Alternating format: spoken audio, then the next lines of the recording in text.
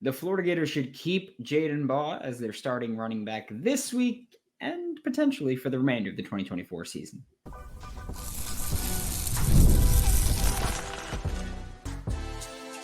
You are Locked On Gators, your daily podcast on the Florida Gators. Part of the Locked On Podcast Network, your team every day.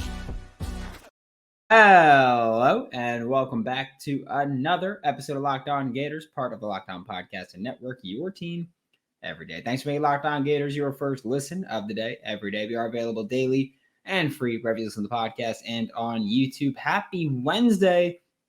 I am Brandon Olsen. Find me on Twitter at WNS_Brandon. And all my written work with New York Giants on SI.com. Today's episode of Locked On Gators is brought to you by Game Time. Download the Game Time app, create an account, use code Locked On College, all caps, for $20 off your first purchase. And usually we talk depth chart and then things that we want to see and predictions, whatever. Kind of same, but not really here. Same, but not really. But still same here because we are talking about the running back room. Florida Gators running back room, we will get official health designations for everybody tonight at 8:10, I believe Billy Napier said, is when it's going to release. We'll get updates on Jason Marshall Jr., Montrell Johnson, Treyon Webb, everyone there. And we don't get a depth chart anymore officially, but we still see who plays the most on Saturdays. And I think it should be Jadan Baugh still. I think that, and again, I will say this. I think it should be Jadan Baugh, but probably won't be. I think most of us know what Billy Napier is going to bring to the table and what he's going to put out there as far as who the starting running back is, who's going to get the most touches, who's going to play where. And Jadan Baugh has been pretty effective in a lot of his opportunities. And Montrell has still been good. I want to make that clear. That's always been my stance this year, is that Montrell has been good. I just don't think he's been as consistently good as some of the other guys. And I think Jadan Baugh, last game, I almost said last week, but last game against Kentucky was kind of that coming out party. That was a Kentucky defense that has been so good against the run. That was a Kentucky defense that week in and week out, they brought Georgia into a dogfight. And a lot of that was simply because, hey, we're really physical. We could stop your run, force you into obvious passing situations, and it's a lot easier to defend then. And Kentucky's defense has, again, consistently been really freaking good this year. Okay? Right now in the SEC, Kentucky is overall middle of the pack points per game wise. You know why? Because they just gave up 48 to Florida. Well, not this past week, the week prior. But their defense has been really good all season, especially defending the run. And Jadan Baugh is one of those guys that found a lot of success running the football against them. This is a stout run defense, okay? And I know yardage-wise, it's not great. It's like, look at how often teams are running, right? I do think that when you look at what Jadan Baugh brings to the table, kind of what we talked about yesterday, right? Yesterday on Locked On Gators, we talked about the run game and how it's going to be principal in finding success for the remainder of this season. And part of it was that when you look at what Florida did against Kentucky, they ran a variation of split zone or counter 21 times against the Kentucky Wildcats. 21 times in that game. And they found a lot of success running that. And again, just kind of spamming it. Just hey, we're going to keep hammering it. And it kept working. They ran it 21 times for 123 yards. And then on other carries, it was 20 carries for 85 yards. So 4.25 yards per carry there. And when they ran counter or split zone, it was 5.86 yards per carry. A lot of that is because of Jadan Baugh. And I'm not saying, Jadan Baugh's an all-American running back right now. But his style fits that run game. Montrell Johnson, very downhill, very, I'm gonna meet you in the hole, and then I'm gonna run down further. And Montrell should still play a lot. I just think Jadan Baugh's explosive ability, running counter, running split zone where he has more cutback lanes, I think that he gives this run game a lot more of a consistent, hey, we're going to just pick up a couple yards minimum. But we've got chunk play potential a lot. And again, you talk about what we saw last week. He had 3 runs of 10 plus yards. He was fighting and scratching and clawing for every yard there. And Montrell has been explosive this year. But the thing is, Montrell Johnson's doing the, I mean, should we say, I don't think Montrell Johnson is Saquon Barkley or as good as Saquon Barkley. But I think that Montrell Johnson right now is doing this Saquon Barkley thing where it's like short gain or huge gain. It's not consistently picking up 4, 5, 6, 7. Like he's not consistently doing that. He's averaging that, but not because he's consistently doing it, because he's picking up these massive runs. What was it against Miami? He had 106 rushing yards, a 71-yard rush tagged along with that. So really he had 10 carries for 35 yards there. Against Tennessee, against UCF, he had 54 yards with a 34-yard run. So really he had 9 runs for 20 yards if you take out the chunk, like the longest rush of the day for him. Against Tennessee was way more consistent, but he had 85 carries, 23 on 1 carries. So still that's 11 for 62. Like that's good. That's acceptable production. That's a true 5.5 yards per pop. When you talk about, he had this one really long run, but outside of that, it was pretty consistent. And that's something that we've been lacking for the most part. I mean, against Texas A&M, he got taken out because he had 7 carries for -7 yards. It's really boom or bust when he's in there. And when you have a quarterback like DJ Lagway, who has not completed a high percent of his passes, specifically against good competition, and is looking for the deep ball, and is looking to run play action, you can't constantly be behind the sticks. You've got to be in plus position, and the best way to do that with your run game is to have Jadan Baugh do that. Because Jadan Baugh, again, he's one of those backs where, like, he might not rip off massive runs consistently. His longest rush this year is 32 yards, and it was against Mississippi State.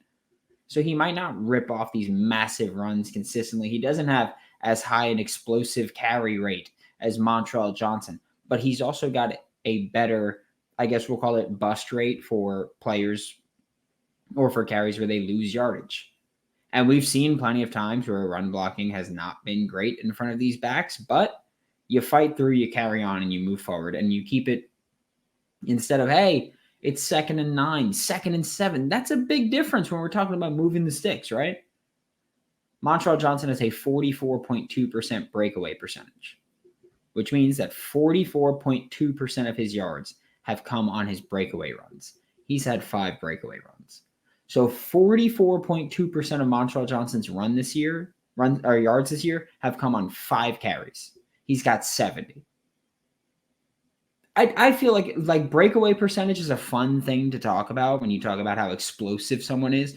But I also look at it as, hey, that's pretty boom or bust if a large portion of your rushing yards are coming on these long gains and not just consistent pickups. Breakaway percentage, by the way, or breakaway run is 15 yards or more. And again, a lot of that is the 71-yard run against Miami. And just for comparison purposes there, like we've got other guys that are way up in the yards per carry and in the rushes, and they're not as boom or bust there. But Montrell is. A lot of his production comes on these chunk runs. And again, it shows your explosive ability. It proves that you can be an explosive rushing threat. But if outside of those, you're losing yards, if outside of those, you're picking up these tiny gains, is it worth it? Because for me, I don't know if I think it is. But I do think that Jadan Baugh gives you help there. I think Montrell is a better receiver than Jadan Baugh. I think Jadan Baugh can hold his own as a pass protector for a running back. I don't think Montrell is great at it, and that's an important thing. Montrell has never been great at it. He was just better than Trevor Etienne last year. That was the big distinction there. But Jadan Baugh, you could argue, should be your starting running back, and I'd like to see him get that nod again this week against Georgia in a game that obviously is not going to be an easy one to win. We'll be joined by Hayden Hansen, Florida Gators starting tight end, next on Locked On Gators. Game Time has a new feature called Game Time Picks that makes getting tickets to see your favorite team play live even easier. Game Time Picks filters out the fluff to show you only incredible deals on great seats so you don't have to waste time searching through thousands of tickets. And I've said, I've used Game Time extensively this year alone. This year alone, I've gone to Mets games. I went to the Florida Gators home opener against Miami. I went to 5 concerts this year, all on Game Time. That's what we're doing. I use it. I literally don't even look anywhere else. I'm like, yeah, but I know Game Time's going to give me the best deal, best prices, best view from my seat, and actually be able to see that. And all-in pricing is a huge feature for me where it shows you the price up front. So there's no, it's actually 25% more expensive than we showed you. It would be, I got you, but you already committed, right? You don't want to go back out now and look for something else, right? You wasted a lot of your time. No. Take the guesswork out of buying tickets with Game Time. Download the Game Time app, create an account, use code Locked On College for $20 off your first purchase. Terms apply. Again, create an account, redeem code Locked On College for $20 off. Download Game Time today. What time is it? It's Game Time. Joining me now for Locked On Gators is Hayden Hansen, Florida Gators starting tight end. And Hayden, we're just going to start off with, the softball here. We've heard from Billy Napier, who, of course, had to do his Billy Napier coach speaky kind of thing where he's got to be a little respectful of things. Jack Piver and less so talking about it. Now we get to hear from you. How different is this Georgia game compared to any other game? Yeah, I mean, obviously it's pretty different. There's a couple of games that are close to it, like Tennessee. But just in practice, you shouldn't change your practice environment for one team.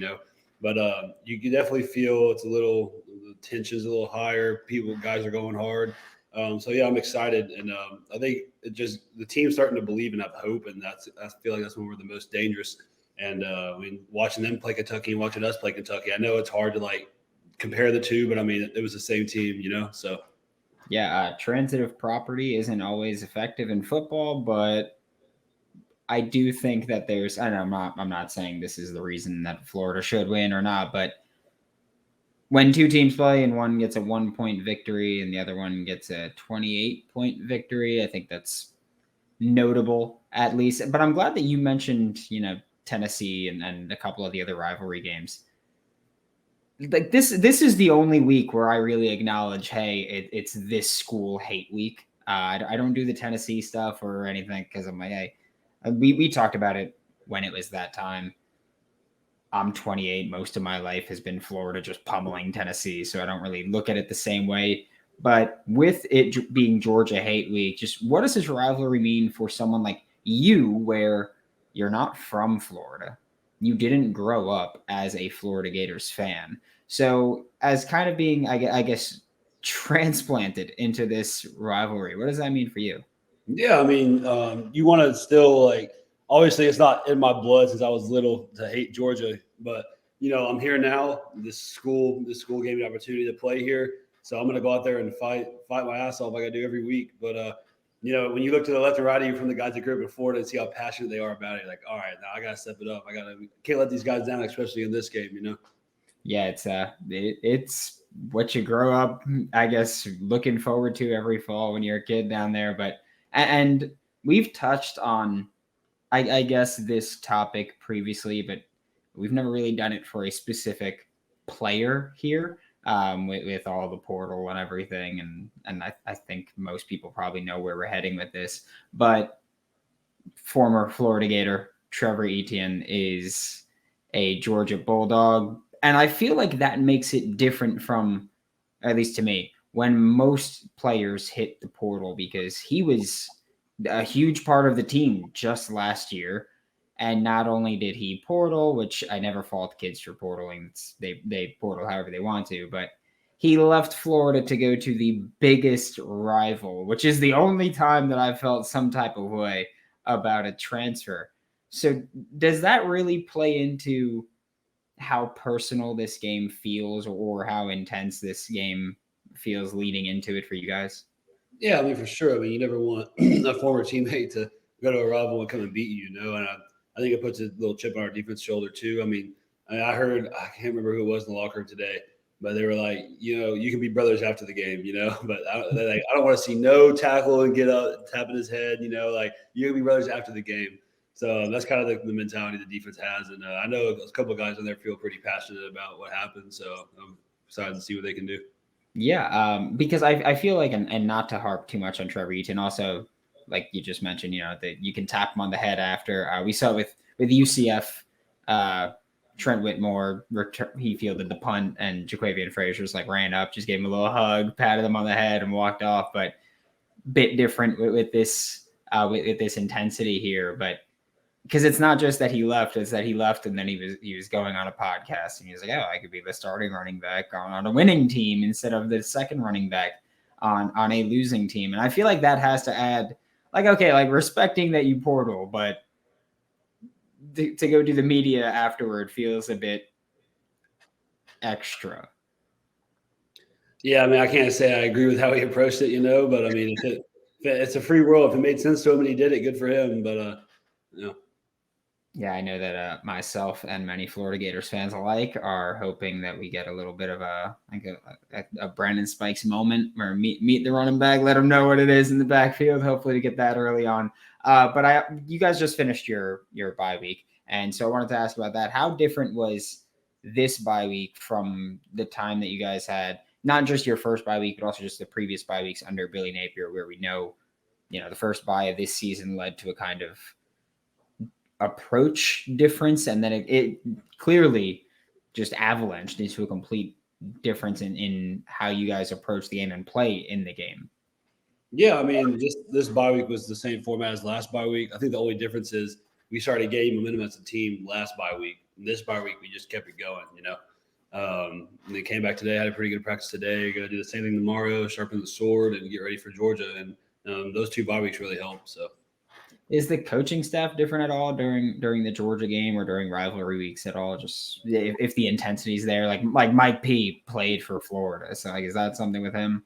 Yeah, well, I mean, they'll tell some stories and stuff, but I mean, they don't coach any differently. They don't really switch their personalities or anything like that. But yeah, I mean, those guys are all around the building. Spikes, Mike P, all those guys. You just go up and ask them.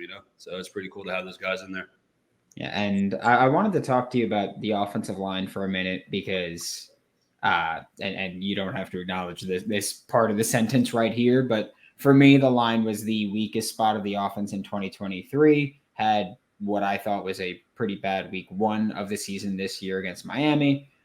But since then, they've played really well, regardless of who's lined up at quarterback, and I do feel like there's a big difference between blocking for a pocket passer and a guy that's going to scramble around and try to make a play with his legs.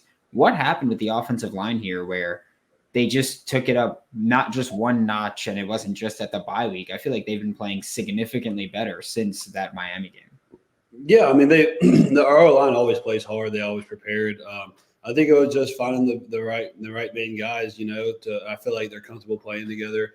I can always help too, and they're blocking a lot with them. And there's a lot of trust now. I mean, and you can say that about almost any position group in that Miami game, and I feel like almost all the position groups since Miami have been almost perfect going down the stretch.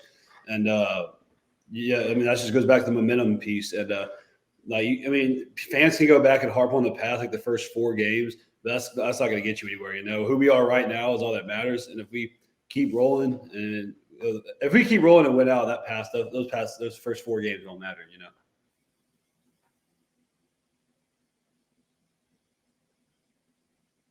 Yeah, I have to ask what practice is like between or just in the trenches, because offensive line has been significantly improved since that Miami game, and the pass rush since the first bye week.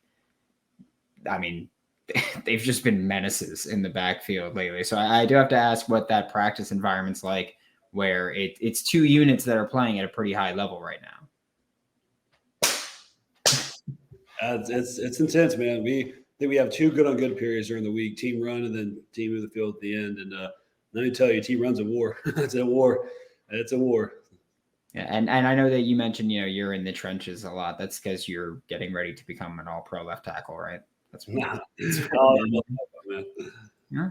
maybe at some point we'll see it, but I have to ask, as the offensive line topic while we're still there. Are there any specific run concepts that you kind of feel that you guys, I guess we'll say, excel at? Because I know that we've talked about what might be your favorite to block, and if I'm not mistaken, it was duo last time we spoke about it, because it's like, hey, well, you can run it against any front, you can do whatever you want, setting up multiple lanes. But against Kentucky, when you guys ran any variation of split zone or counter, you guys averaged over 5.5 yards per carry against what up until that point was a pretty good Kentucky defense. So I'm just curious if you feel like there's any specific strengths to the run game there as far as a concept goes. I mean, you could call any concept in play, and if it gets executed perfectly, you're going to get those results, And I think that's what this team's improved on the most, including me, is the communication and just going to the right guy. I mean, those running backs got to get paid too. They got to earn that. They got to earn that scholarship. There's always, you can fit a run up perfectly, and there's always going to be maybe one free guy. Our running backs are pretty good at making them miss or running them over. So if we can do our part, our running backs will take care of the rest. Oh my God, Montrell running over that dude from Tennessee. It felt that was like one of those trucks where you kind of feel bad for the kid, and you're like, oh, poor kid is in harm's way there. In recent weeks, we've seen, I mean, there's advanced analytics guys. Florida Gators fan base, by the way, is one of the wildest ones in the country, which I know we all know that, but I feel like to the extent of there's like advanced analytics people, there's film people. In recent weeks, we've seen the advanced analytics folks. We've seen the film folks. They talk about, that you specifically are one of the most efficient pass catching tight ends in the country. That you are one of the most reliable blocking tight ends in the country in terms of, I don't think you have a single blown block this season by the analytics metrics there. How's it feel that despite not seeing volume in the passing game, I mean, you've got, I think, 11 targets on the year, which then didn't have one against Kentucky, despite the lack of volume, which is usually how a lot of people tend to determine their opinions about things. It seems like more and more of the fan base is finally coming around to appreciate your game and your position specifically.